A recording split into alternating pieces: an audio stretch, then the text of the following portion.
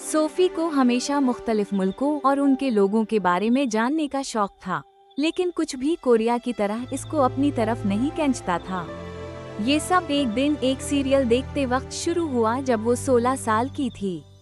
Saul के खूबसूरत मनाजिर, ड्रामे में दिखाई जाने वाली जज्बाती कैफियत और जबान की मीठी आवाज ने उसे बहुत पसंद किया। फिर उसने कोरिया के बारे में मजीद जानना शुरू किया। उसके तारीख, रस्म और रिवाज के बारे में पढ़ा। जो एक छोटी सी बात थी, वो आहिस्ता आहिस्ता उसकी गहरी दिलचस्पी में बदल गई। वो घंटों कोरियन वीडियोस और किताबें देखती और आम कोरियन अल्फाज के तलफ़्फ़ुज़ को सीखने की कोशिश करती। इसका दिल कोरिया में बस गया और उसने ये फैसला किया कि एक दिन वो इस मुल्क में जरूर जाएगी।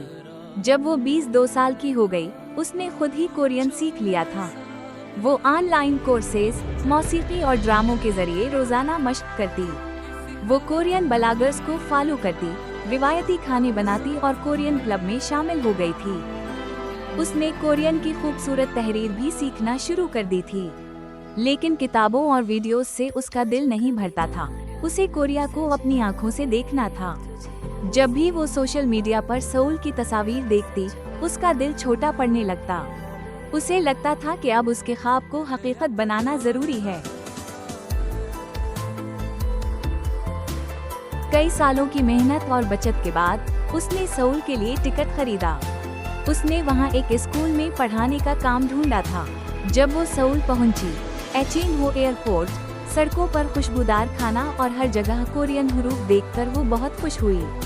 वहाँ के लोग बहुत मददगार थे और शहर की तवानाई उसे बहुत पसंद आई। उसे ऐसा लगा जैसे उसका ख्वाब सच हो गया हो। सोफी ने सऊल के दिल में एक छोटे से लेकिन आरामदायक घर में रहना शुरू किया। हर सुबह वो बाहर निकलकर ताज़ा खाने का मजा लेती और फिर मुख्तलिफ छोटी गलियों में सैर करती। वो रिवायती लिबास पहनती और कोरिया की जिंदगी में शामिल होने लगी थी।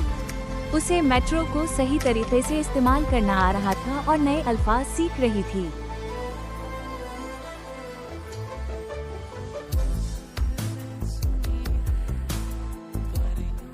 एक दिन जब वो गवनक पैलेस जा रही थी, उसकी मुलाकात जून से हुई।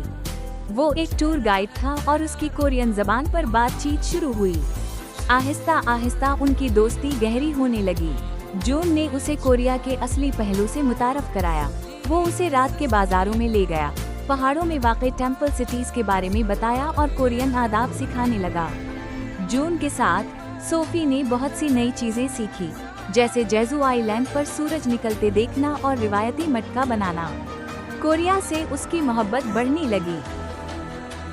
वहाँ के मकामी लोगों और दूसरे गैर मुल्कियों से उसकी दोस्ती हो गई और उसने कोरियन मेहमान नवाजी की गर्मजोशी को करीब से महसूस किया। वो चेरी ब्लॉसम फेस्टिवल में गई, इंसादोंग में रिवायती परफॉर्मेंस देखें और यहाँ तक कि देहात की बुजुर्ग खवातीन के साथ बैठकर किमची बनाने की भी कोशिश की। ये मुल्क अब उसका घर बन चुका था। कुछ सालों बाद सोफी ने अपने सफर के बारे में सोचा। कोरिया अब उसका घर बन चुका था और वो अपनी जिंदगी में खुश थी। ये उसकी नई जिंदगी थी और वो उसे किसी भी चीज से नहीं बदलना चाहती थी।